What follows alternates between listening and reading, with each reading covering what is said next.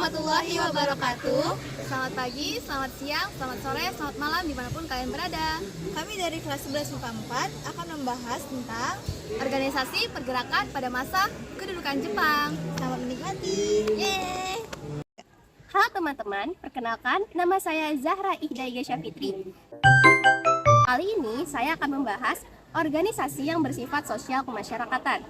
Yang pertama yaitu Gerakan 3A. Gerakan 3A dibentuk pada tanggal 29 Maret 1942, diketuai oleh Mr. Syamsuddin. Gerakan 3A ini memiliki semboyan yaitu Nippon Cahaya Asia, Nippon Pelindung Asia, dan Nippon Pemimpin Asia. Tujuan dibentuknya Gerakan 3A ini untuk mendapatkan dukungan rakyat Indonesia. Akan tetapi, Gerakan 3A dinyatakan gagal pada Desember 1942 karena rakyat kurang bersimpati, terjadinya perpecahan internal di antara penguasa Jepang, dan kurang terkenalnya Mr. Syamsuddin. Oke, selanjutnya saya akan membahas Pusat Tenaga Rakyat atau disingkat PUTRA. PUTRA ini dibentuk pada tanggal 16 April 1943 yang dipimpin oleh 4 serangkai yang terdiri dari Soekarno, Muhammad Hatta, KH Mas Masyur, dan Ki Hajar Dewantara.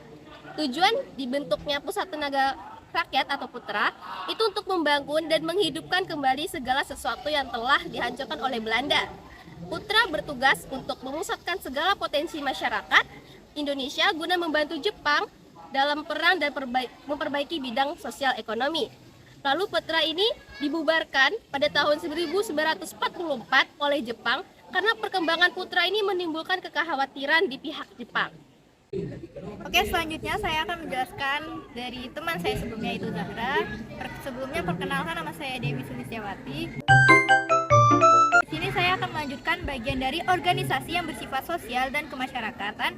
Bagian 3, Majelis Islam A'la Indonesia (MIAI) dan Majelis Syura Muslimin atau Masyumi. Dibentuk Majelis Islam A'la Indonesia atau MIAI merupakan bagian dari federasi bagi ormas Islam yang dibentuk dari hasil pertemuan 18 sampai 21 September 1937. Kiai Haji Hashim Asy'ari merupakan pencetus badan kerjasama ini sehingga menarik hati kalangan modernis seperti Kiai Haji Man Mansur dari Muhammadiyah dan Wondomi Seno dari Syarikat Islam. Tujuan MIAI waktu itu adalah sebagai berikut. Yang pertama, menempatkan umat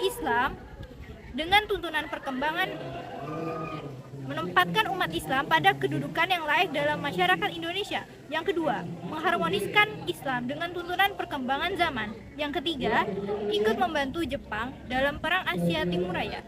Dampak dari Majelis A'la Indonesia ini, Majelis Islam A'la Indonesia, yaitu arah perkembangan MIAI mulai dipahami Jepang sebagai organisasi yang tidak memberikan kontribusi terhadap Jepang. Hal tersebut tidak sesuai dengan harapan Jepang.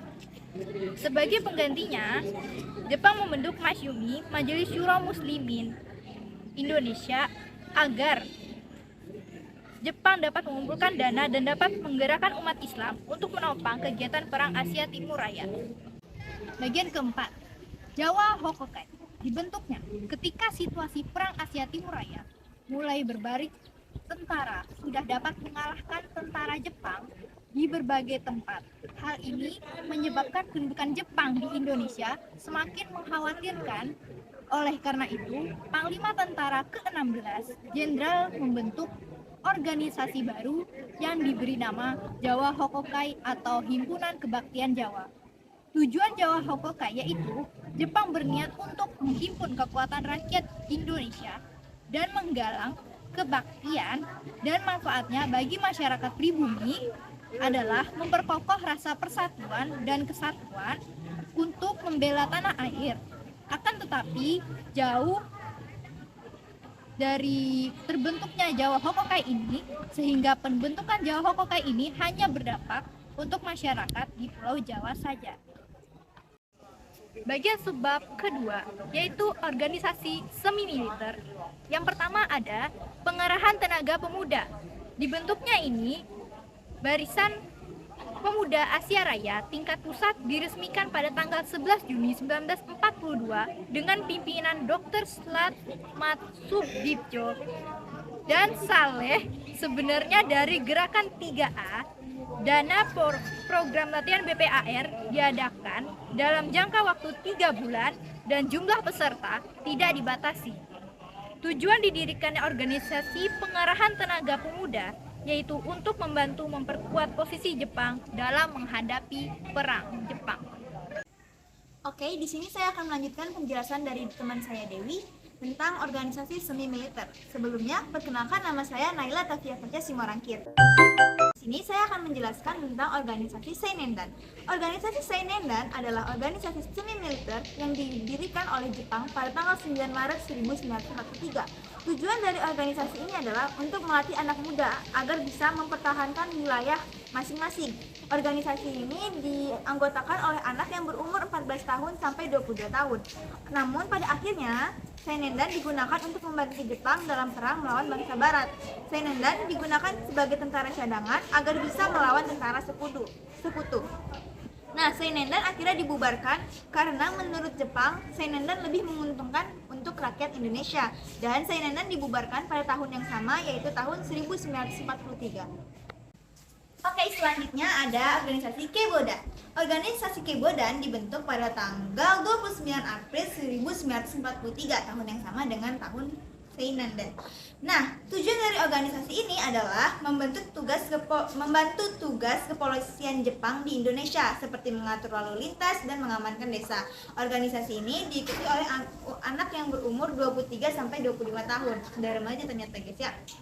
Nah, namun Keibodan dinilai terlalu menguntungkan Indonesia sampai akhirnya Keibodan harus dibubarkan pada tahun 1945. Organisasi selanjutnya adalah Barisan Pelopor. Nah, Barisan Pelopor dibentuk pada Agustus 1944. Tujuan dari Barisan Pelopor adalah untuk mendukung perjuangan Jepang dalam melawan sekutu dengan dalih mempertahankan Indonesia. Namun, setelah Indonesia merdeka, tepatnya pada tanggal 16 Desember 1945, organisasi ini berubah namanya menjadi Barisan Benteng Republik Indonesia. Akan tetapi, tidak semua anggota Barisan Pelopor menjadi anggota BBRI.